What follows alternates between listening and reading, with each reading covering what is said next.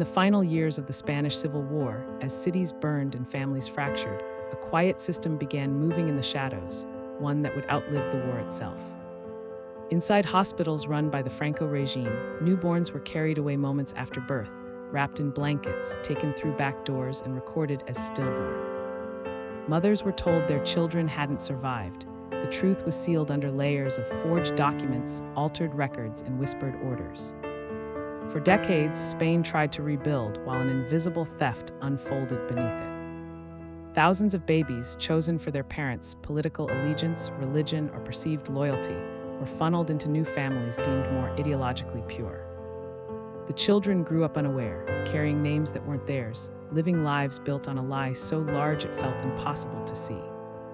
Carrying names that weren't theirs. And buried beneath Spain's sunny plazas and quiet streets, an entire generation walked unknowingly among the ghosts of the families they were stolen from. The truth was sealed under layers of forged documents, altered records, and whispered orders. One that would outlive the war itself. By the 1990s, everything began to crack open. It started with a single mother who refused to believe her child had died. Then another, then another. Archive rooms long forgotten were reopened, revealing mismatched dates, signatures that drifted between handwriting styles, adoption papers with no legal process behind them. Former nurses, now elderly, began to confess in hushed interviews, describing how orders came from the top, how priests, doctors, and officials created a pipeline that moved infants like contraband. Families who had spent decades searching suddenly found themselves holding fragments of truth, a photo, a certificate, a name scrawled in a margin.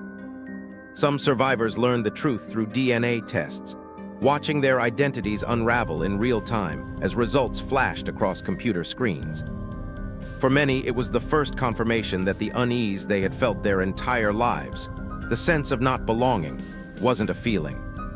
Today, those stolen children, now adults in their 40s, 50s, even 60s, search for their real families one clue at a time.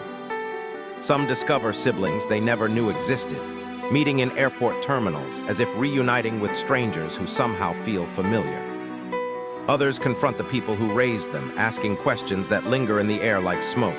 Did you know? Did you choose this? Who am I really? The answers are never simple. Many of their biological parents died without closure, carrying the weight of a missing child to their graves. Yet survivors continue digging, piecing together their past through faded photos, DNA registries, and stories kept alive through whispered memories. Their journey isn't just about finding a family. It's about reclaiming an identity stolen before they could speak, uncovering how a political regime reshaped their lives long before they understood the world.